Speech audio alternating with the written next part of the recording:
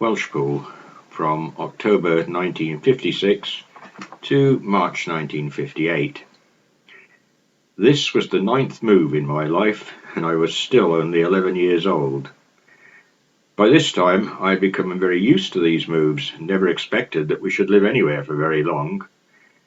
I was also aware that we seemed to see very little of either my mother or my father's family, but then became aware that they did not seem to move around like we did. Auntie Eileen and Uncle John were in Nottingham, as were Sheila and Frank, and to say they didn't move around. An obvious outcome is that, although I can recall names and incidents from early friendships, I really soon lost touch with them all. The bungalow where we lived at Plas Y Court was situated on the side of the road that ran between Shrewsbury and Welshpool. Behind the bungalow rose the Bryden Hills, one of the areas that claims to be the site of the last stand of Craddock. Many of the sites that made that claim probably have some good reason to do so. While some are only the remains of hill forts, it must be remembered that historians refer to some 30 battles between Craddock and the Roman legions. It must have been a real thorn in the flesh to them. So often he was apparently beaten, yet he always seemed to have provided himself with an escape route when trapped. The last stand, from Roman accounts, refers to the crossing of a fairly large river before the hill was stormed using a shell of shields as a protection. The River Severn, which runs on the Welsh side of the hill, is certainly large enough to have been a feature that would have been referred to.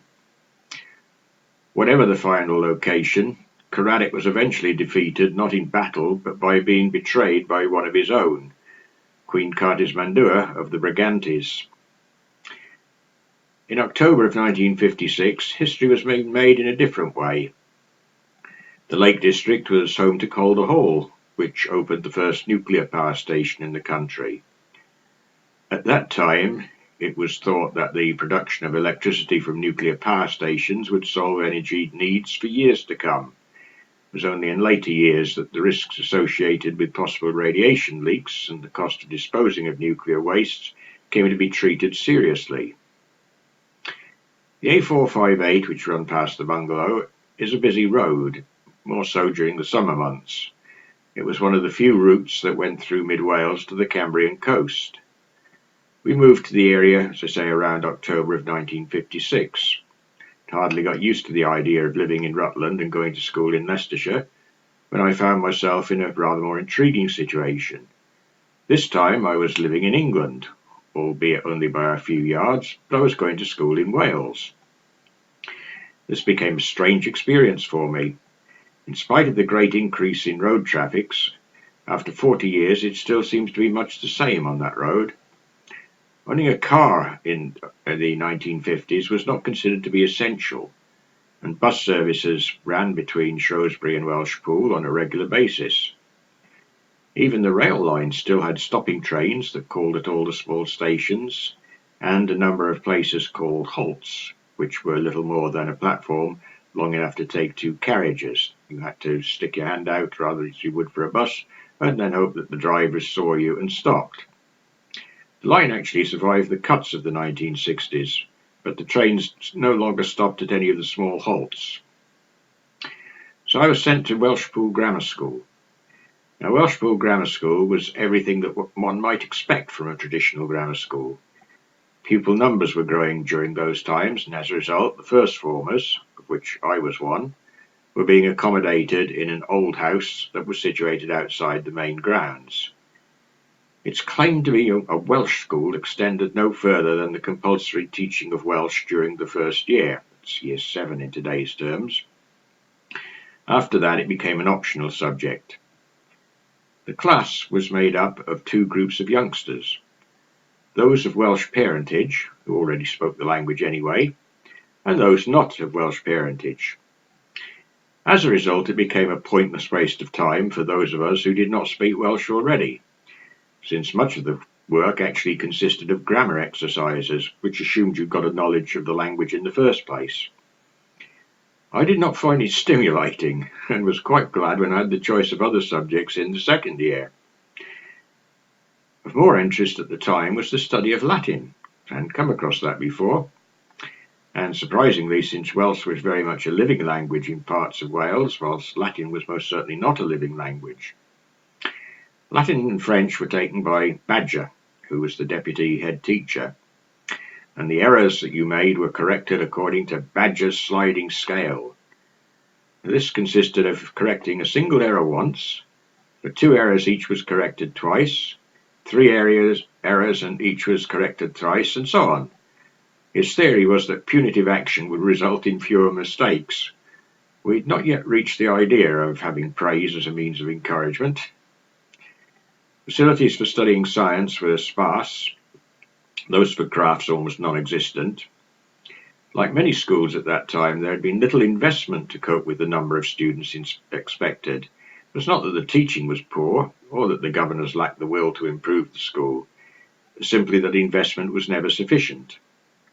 My older sister attended the secondary modern school, the idea of comprehensive education having made little impact in this part of Wales.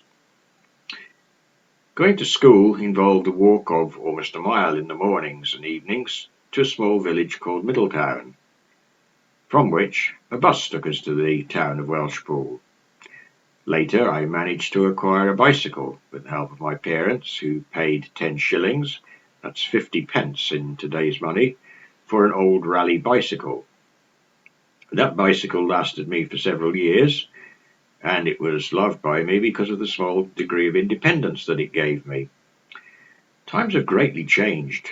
3 or 4 of us who would cycle to the bus stop would leave our bicycles just propped against a wall by the local public house, the Bryden Inn, and they stayed there all day. There was never any concern about their welfare. They were never locked or secured in any way. How different from present times, where you might be lucky to find your bicycle still there at the end of the day, or consider yourself lucky if it had not been vandalised in some way. But we should not be misled at the start of this second millennium that things were no different from in the past. They most certainly were very different, and we spend precious little time trying to promote the importance of order these days and the responsibility for other people's property. The journey on the school bus took us along the main road to the village of Truan, and then to a small hamlet called Buttington that once boasted a brickworks, before turning to cross the Severn and join the main road from Oswestry into Welshpool. I guess that living at Plas Y Court also marked a change for me in other ways. As with most of the other places that we lived, my friends were made from outside the school, and we tended to be part of a small community. This was the last place where I feel that happened, with friends largely coming from the area around Middletown rather than from school. Part of the reason for this was the separation into grammar school and secondary modern school. There were no others from Middletown going to the grammar school. The nearest were from Truan. Once I moved to Hollybush, most of my life centred around school friends. There were 2 friends from Plas Y Court that I do remember particularly well. Dawson lived at the local shop. The shop was on the ground floor and the kitchen and living area in the basement. And Dawson had access to one thing that was still a novelty to me, and that was a television. I guess that I watched all manner of rubbish on that black and white television. England was rather slow to come to terms with the idea that colour television was a possibility. The Lone Ranger became a favourite, but it's probably also true that I watched anything else, including Muffin the Mule and Andy Pandy. There are still villages that rely very much on the village shop. Supermarkets have not replaced every small shop. The stores here were our main source for groceries. The store also served as the post office, the newsagent, the sweet shop, the tobacconist, and many other functions. The lower levels of car ownership, the inconvenience of having lots of shopping bags to carry, and the relative infrequency of public transport all helped to ensure that you could still make a living from being an enterprising shopkeeper willing to offer deliveries from a small village shop to the farms. In this case, a small commer van would make its way around the winding lanes with the weekly groceries for the farmers. Dawson's parents were wealthy in comparison to mine. He was taken to a school in England each day. They had a caravan park behind the house. We did not even have a car at that time. I had one other friend, a youth who was several years older and went to the secondary school. He owned a bike, and so we would often cycle at the weekends, and I enjoyed the company and keeping fit. On to the Bryden Hills. Yes, on those hills we had some great times. There can hardly have been a more natural playground than the hills that had served to defend against the Roman legions, with the remains of the ramparts upon the summit. On the lower slopes there were great masses of scree, the result of other activity for stone building and road making.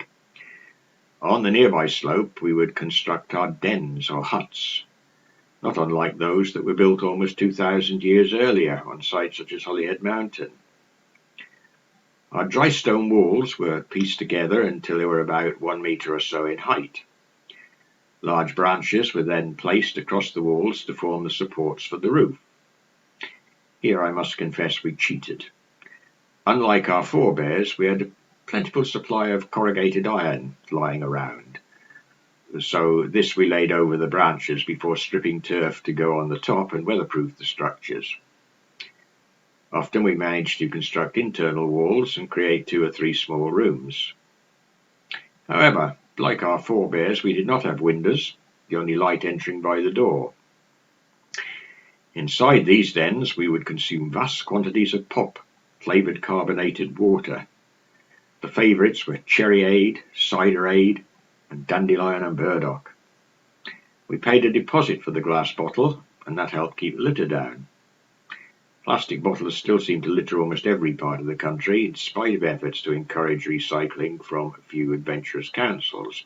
Maybe we should go back to the old glass bottles. I remember little of the first Christmas there. The craze at the time was for skiffle, and the idol was a man called Lonnie Donegan. There was a Christmas party at the school, which consisted of going into a form room and being invited to consume a small dish of jelly and some sandwiches, together with a much diluted drink of squash. We then went down to the hall, where some of the seniors had been able to put together a show, which made up to the rather damp start of the food. The highlight was a group of about 4 lads who had formed their own group, and they treated us to numbers which were usually sung by people like Paul Anker and Lonnie Donegan. Times were starting to change in the field of popular music and in theatre. The West End Theatre had been shaken with the play Look Back in Anger by John Osborne. The summer had seen a march from London to Aldermaston, a protest against the growing stockpiling and further development of nuclear weapons. So little of the school life there was actually happy. The attendance of the teachers was variable. We sometimes had prefects sent down to the house to look after us for the lesson. Now, they seemed to delight in a great variety of sadistic practices that would horrify most teachers today. A favourite was to have you stand on a chair with your arms outstretched, holding a heavy book in each hand. Girls were treated no better than boys. I was shocked, having never come across this sort of behaviour in a school before. I guess my life in schools must have been pretty sheltered until then. Playtimes were often a matter of finding somewhere to huddle against the cold, since we were ejected from our form rooms. Sneaking off behind the stand, where the local football club played, offered a little protection against the wind. It was also a popular place where difference of opinion were settled. On one such occasion, the 2 persons in question had obtained boxing gloves, marked out a ring, and appointed a prefect as referee. We all grouped around waiting for the start of any action, when a group of teachers suddenly burst upon the scene and put an end to the proposed spectacle. In the junior years, girls rarely played with boys, and the classroom arrangements of desks promoted segregation. I doubted if much had changed in that old grammar school since pre-war days. Spring usually brought a relief from school when the snows melted off the mountains and hills in mid-Wales. The Severn River could be relied upon to burst its banks and flood out over the plain just outside Welshpool. That would close the road and prevent travel on the school bus. Nobody talked of global warming in those days, though the carbon dioxide emissions were growing rapidly even in the 1950s, as they had been for most of the previous 100 years. Middletown boasted a small village hall which received good use. On one occasion there was a local concert and I was asked to take part in a comedy sketch and then to join with my elder sister and a friend to sing some verses written by my father to the tune of the Yellow Rose of Texas. I cannot say that we understood all of the jokes in these verses that he had written, but they seemed to go down well with the audience. I seem to have had really little interest in the farm which my father worked on. I was never under the impression that he got much satisfaction for his work there either, although he did enjoy working with dairy cattle. The daughter of the owner, Barbara, made her living from keeping chickens and running a hatchery. I used to go down to the incubators, a nice warm area, and help out on occasions. One of my little tasks was to go through the eggs, holding them against a light to see if they were clear. This would signify that the egg had not been fertilized, since there was no embryo developing. I was greatly fascinated by the hatching. We would remove the bits of shell and put the day-old chicks into small areas under a nice warm light. During that short time at Plas Y Court, I also had a short spell of my first crush on a girl, though I recall it did seem to start the other way around. Barbara had decided that she needed paid help to run the poultry business with her. A young girl called Ivy was hired, and she lived in the main farmhouse with the rest of the family. She had just reached school leaving age, which at that time was 15 years, and I had reached my 12th birthday. Ivy was often asked to do the evening feeding and checking on the incubators, and I would go across with the pretense to my parents that I was helping her. We had to check the incubators carefully, but with two of us we could get the feeding done fairly quickly. We would then find some convenient corner to snuggle up and cuddle away from the adults' prying eyes. Those early explorations were fun, though I think Ivy had far more idea of what was going on than I did. And in fact, she had far more idea of what she actually wanted than I did. So it was largely a case for both of us that we consented to wandering hands and the exchange of kisses. And Ivy's hands could do a lot of wandering, I can tell you. I recall the whole affair actually came to a rather abrupt end one evening. Ivy had had the evening off, and together with my sister, the three of us walked to Middletown to an event at the village hall. There, Ivy met up with some local youths who were more of her age. They were also working, they had money. Hardly a surprise that they were far more of an attraction than a young schoolboy who had very little pocket money. Suffice to say that not long after that I ceased to go over and help in the evenings. An event of a very different sexual nature also took place during my time at Plas Y Court. Normally I would sit near the front of the school bus, there being a strange hierarchy at the time that the older lads sat at the back, and occasionally young boys would go back to join them. When my invite, if I can call it that, came, I was horrified at what took place. I was invited to put my hand into the trouser pocket of a senior. The pocket had no bottom to it, and he was not wearing any underpants. He guided my hand to his penis, where he was having an erection. I was expected to help him masturbate until he had an ejaculation. I dare not refuse, but that was the only occasion I accepted the invite to go to the back of the bus, I can tell you. Even so, I never really felt there was any need to report this incident to anyone.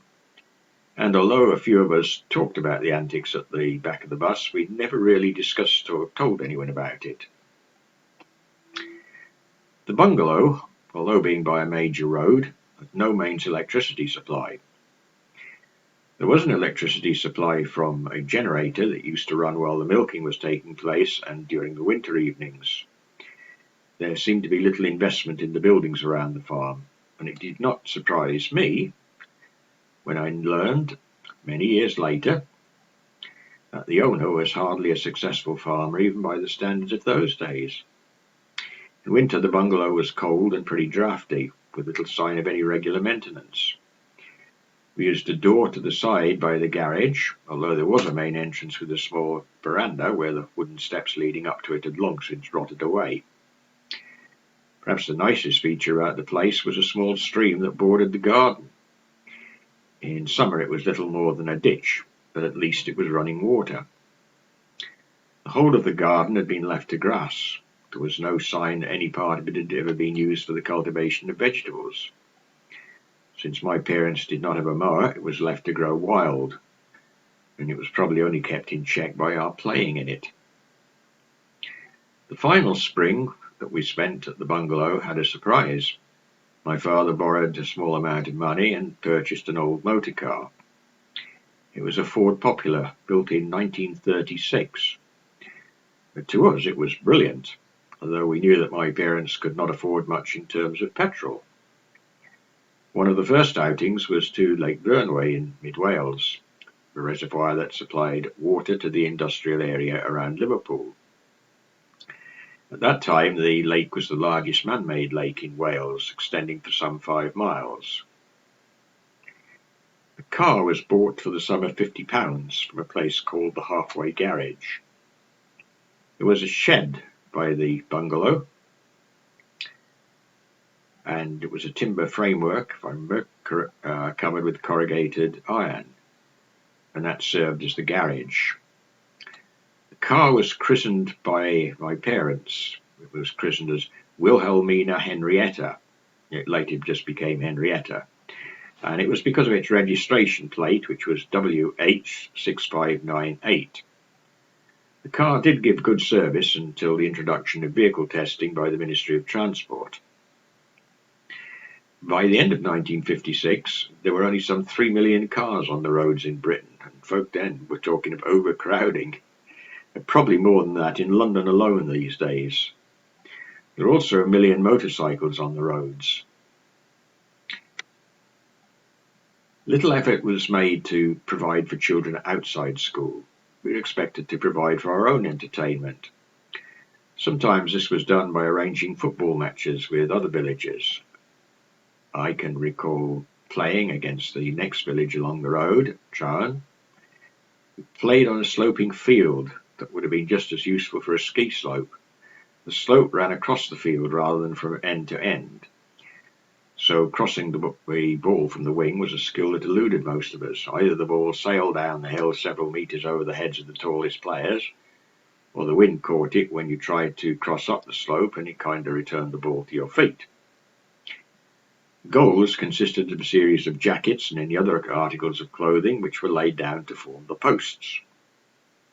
Whether a shot was too high was a matter of 2 teams having to come to some agreement. We used to change in the garden shed of one of the parents. As the nearest large town, Welshpool, was not too exciting, we were relatively stuck for entertainment. It did boast a cinema. Well, we went to on only one occasion, and we saw an old Charlie Chaplin film about a gold prospector. In those days, Welshpool was the county town from Montgomeryshire, with a population of a little over 6,000. It consisted of clusters of houses around the 2 main streets. It was quite pretty, and a few timber-framed houses, but most were brick-built in Georgian times. Only about a year before I moved there, there'd been a small light railway that commenced at Welshpool, and it wound its way up the valley towards a place called Llanfacaranian. Most of the rolling stock was still in the rail sheds at that time, and occasionally we managed to sneak out of school during the lunch break to go and snoop around the engines. It was good news years later when the rail was saved by enthusiasts and reopened. Now it's the Welshpool and Llanfair Light Railway. Nearby was Powys Castle, with well-kept parklands and the home at one time of Lord Clive of India. I never visited the castle whilst we lived at Welshpool, but I did go on a school outing to the castle whilst attending the high school at Bishop's Castle a few years later. 2 events in particular made history whilst we were living at Plas Y Court. The first was the tragic death of a number of players and officials from Manchester United Football Club in a plane crash at Munich Airport. The accident followed a match where they had been England's representatives in the European Cup. The second was the successful launch of a satellite, and that was by the Soviet Union. The satellite was called a Sputnik. It happened that a popular song at that time was Catch a Falling Star, sung by the artist Perry Como. And we used to alter the songs in jest, if you like. And so we had a chorus line singing, "Catch a falling Sputnik, put it in a matchbox, send it to the USA." Was too young to understand much of what went on in politics during those years. Recall only that we had started to hear the first of the catchphrases that have now become a feature of political life. "You have never had it so good," was the message that was coming across.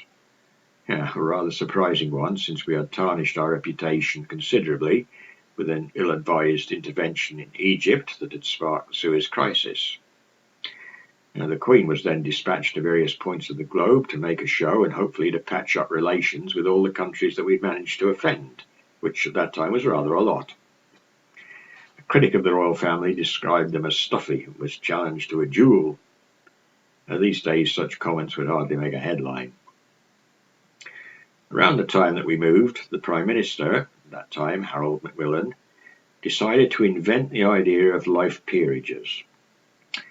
The debates still rage on, but though some reform has taken place, the second chamber, the upper chamber, still remains a disgrace to the government of a civilized nation.